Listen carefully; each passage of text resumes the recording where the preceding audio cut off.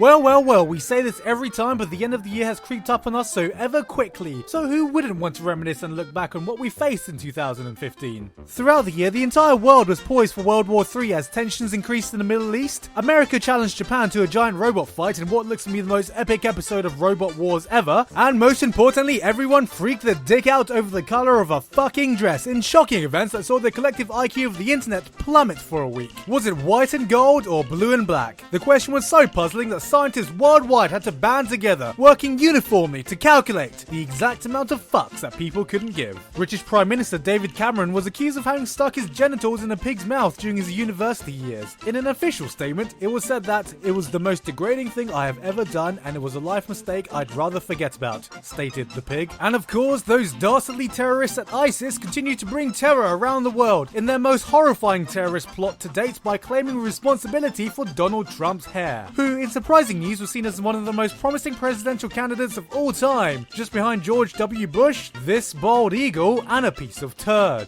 But of course, we're here to celebrate the best, the worst, and the weirdest moments of anime that defined the year. So today on the Anime Zone, let's once again rewind back to the beginning of the year as we start off with some funky, upbeat goodness about people dying.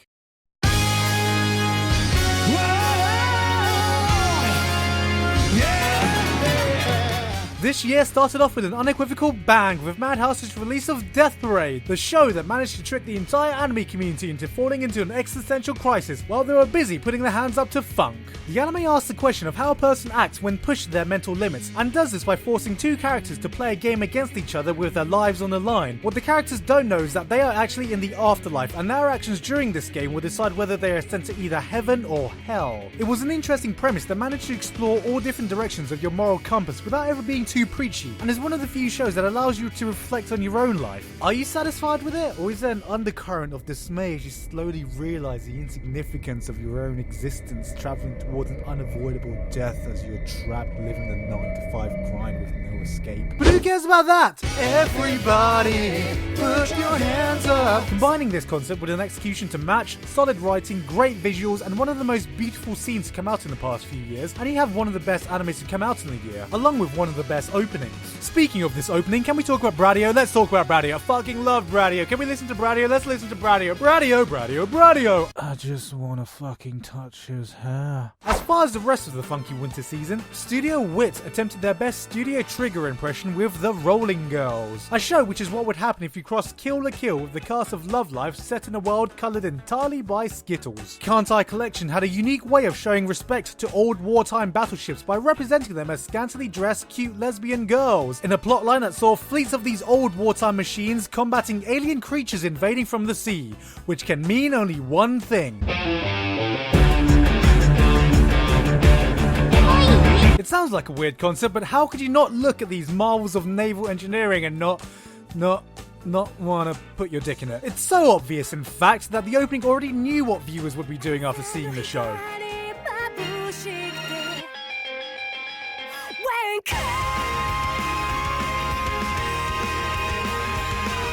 Durarara returned with a sequel after a 5-year gap, bringing hope to the anime community, as they can now speculate which mythical things actually have the chance of existing, such as Half-Life 3, Evangelion 4.0, and the female orgasm. Tokyo Ghoul managed to wrap things up, giving us one of the most beautiful and moving soundtracks this year, to accompany a plot that slowly sailed down into a piece of crap street that built up to an action-packed climax that saw one man taking a 10-hour stroll. With the season diverting from the manga, it gave us such a shockingly bad adaptation that fucked viewers so hard, you can now watch the entire series on Pornhub. This isn't a joke, it's really there. Speaking of Pornhub, Kofuku Graffiti showed us a world that would exist if you could Netflix and chill with your food, in a show that Brazzers would make if they ever decided to make a cooking show. The anime brought new meaning to the word food porn, as ignoring the fact that these girls are apparently taught how to eat in blowjob school, the food was sometimes cooked so suggestively, I often got the distinct impression that it was trying to seduce me.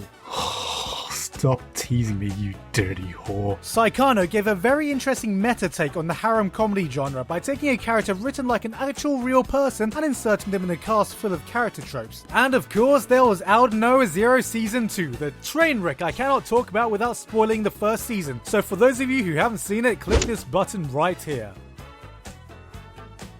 Now, for those of you who don't remember the first season cliffhanger that ended with 2 people shot in the head and 1 person shot full of bullet holes, who could have known that the second season would have started off with such a twist? You can tell by the way I use my walk, I'm a woman's man, no time to talk.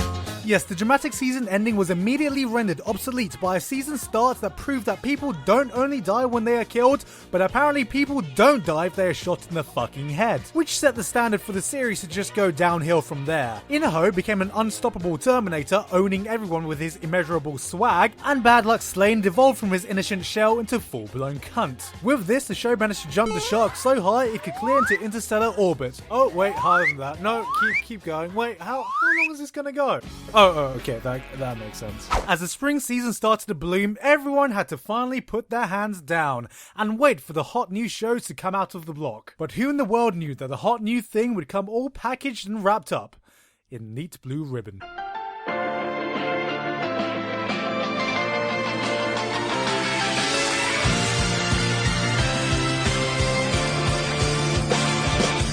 If there is one thing 2015 will be remembered for in the anime world, it's shitty gimmicks becoming a viral hit, and nowhere was this proved more true than with Danmachi, or its official English title, Is It Wrong to Pick Up Girls in a Dungeon? The show that was named so stupidly that for months it had everyone sarcastically asking, Is it wrong to pick up girls in a dungeon? Is it wrong to pick up girls in a dungeon? Is it wrong to pick up girls in a dungeon? Is it wrong to pick up girls in a dungeon? Despite the ridiculously named title, Danmachi was the show that everyone was talking about because, oh my god, there's a girl with big boobs and is held up with fucking string.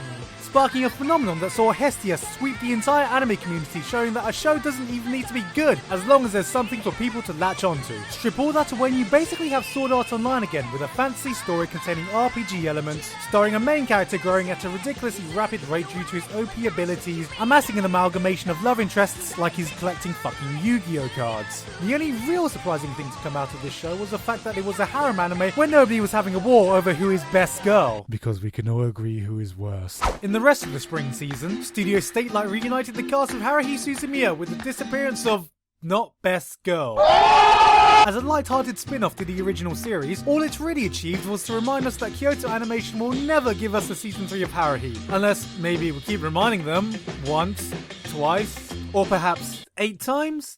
Endlessly?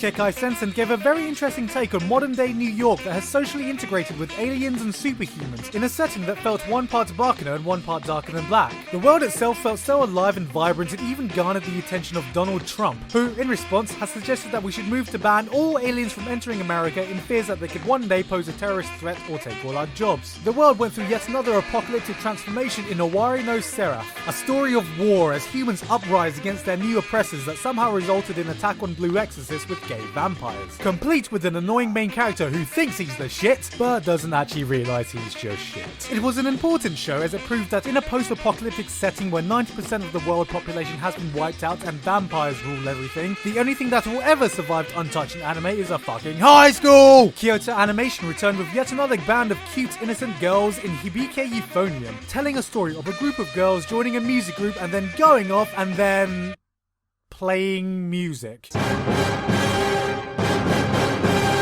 The show features a heartwarming plot with some of the most beautiful pieces of cute girl animation that you can only just at, and also stars an Asuka who is not a crabby menstruating bitch who gets up on you for the smallest things. I was only joking. The waifu wars continued as Nisekoi followed on to its second season, continuing the search for the winning romantic partner by not actually developing any existing characters and just adding more girls. It sounds retarded, but you have to remember that only people holding keys have an actual chance of ending up with the main character, so that only narrows it down to the entire cast, Eren from Attack on Titan, Sora from Kingdom Hearts, 80% of the world population, and possibly this dog. But it's okay, you see, because if you're not that patient, you can always read ahead in the manga to see who he finally ends up with.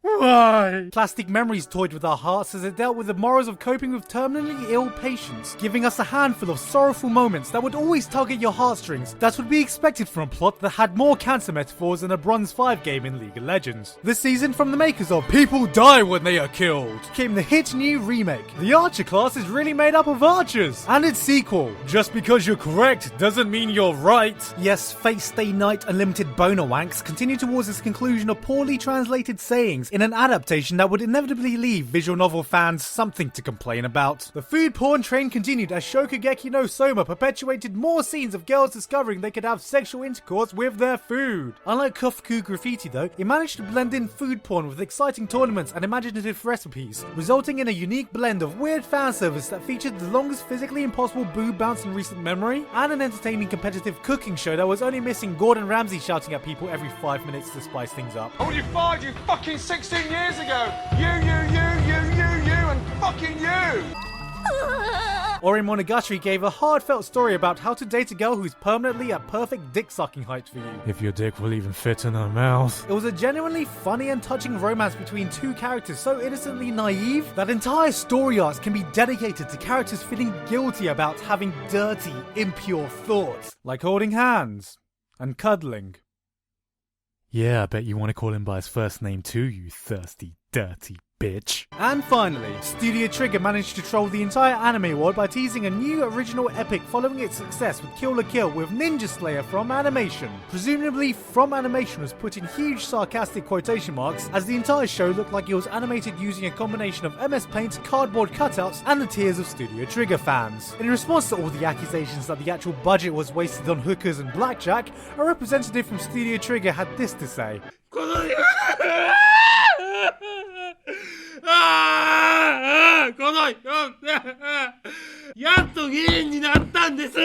And that basically sums up half a year of everyone putting their hands up and a lifetime supply of string boobs. Join me next time when we discuss the summer of girls and the man who can give you the most epic fist bump ever. Hey guys, if any of you are interested in the shows I talked about, then you can look at the description below, or most of them are also available on Crunchyroll. So you can go to crunchyroll.com/theanimezone for a free month of premium membership. But anyway, that's it from me now. I hope to be back with part 2 sooner than I got it out last year. I'll see you guys then.